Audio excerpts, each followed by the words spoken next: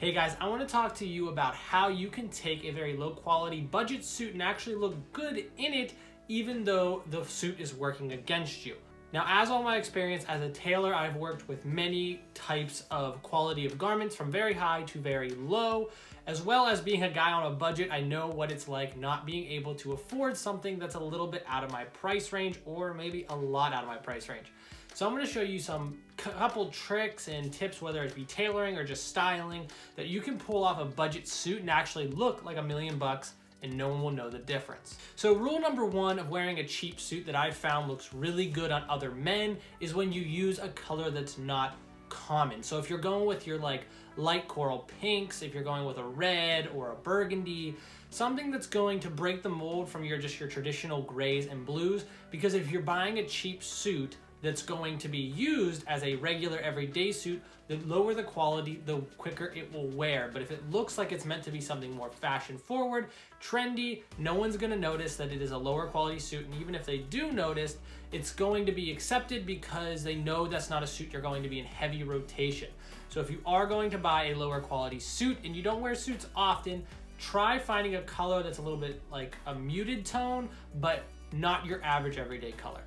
Now, if color is an issue and you need a solid everyday suit, you can't go with something wild because you're wearing this to interviews and you just need to get by, what I'm going to suggest is get a color then that is darker, so a navy, some kind of like very deep charcoal. The darker the color is going to hide a lot of wrinkles and bad fit spots on the garment.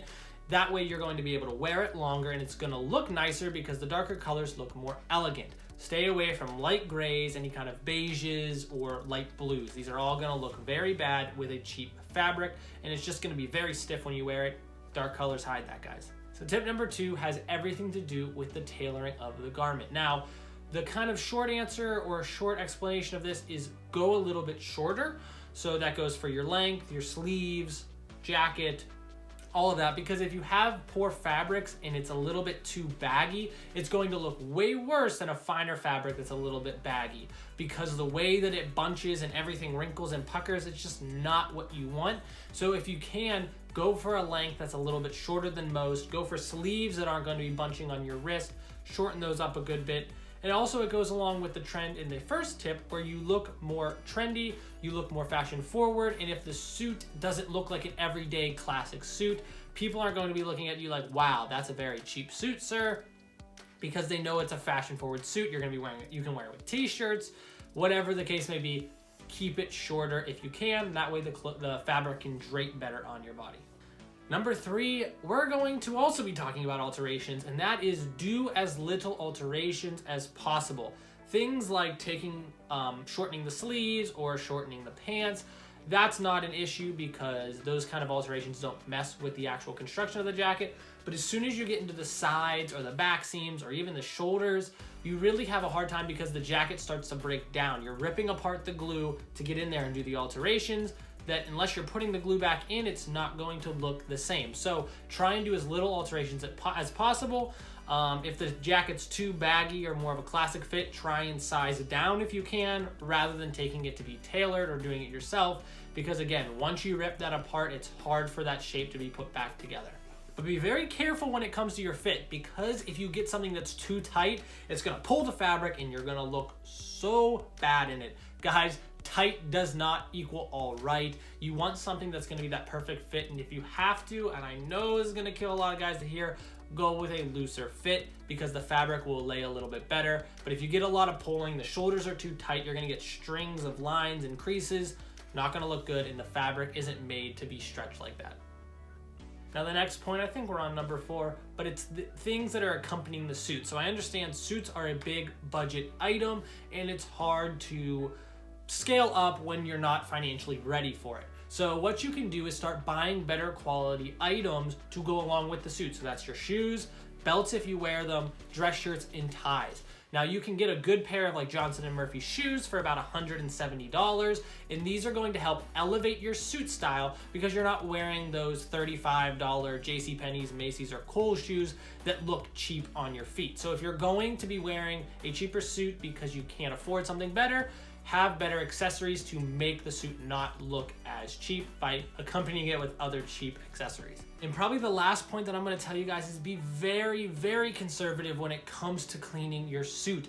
The more you clean it, the quicker it's going to break down. So wear it and take it off, put it away as soon as you're done. Don't let it lay out, don't let it get wrinkled, don't put it in a ball. Take super good care of these suits, guys, because as soon as you start taking it to the dry cleaners, you're going to start noticing the fabric will start having like this sheen to it. We don't want that. You also notice that glue in the canvas is going to come off and you're going to get puckers. Shoulder pads are going to get all messed up and you're going to get bumps all along the top. So make sure, like I said, you wear it for what you need it for and put it right away properly in your closet with room to breathe, so you don't need to keep taking it to a cleaner's for any kind of mess.